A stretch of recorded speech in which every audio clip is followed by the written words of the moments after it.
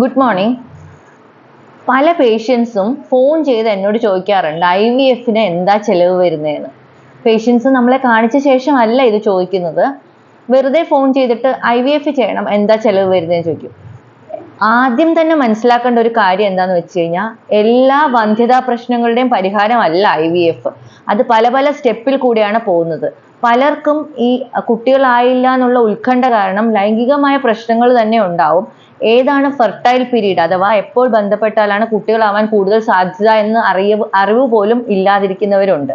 അപ്പൊ ഇതെല്ലാം സംസാരിച്ച് ഒരു കൗൺസിലിംഗിൽ കൂടെ തന്നെ കുറേ പ്രശ്നങ്ങൾ പരിഹരിക്കാൻ പറ്റും. അതിനുശേഷം IUI അഥവാ ഇൻട്രാ യൂട്രൈൻ ഇൻസെമിനേഷൻ എന്ന് പറഞ്ഞ ഒരു പ്രോസസ്സാണ് നെക്സ്റ്റ് സ്റ്റെപ്പായിട്ട് നമ്മൾ ചെയ്യുന്നത്.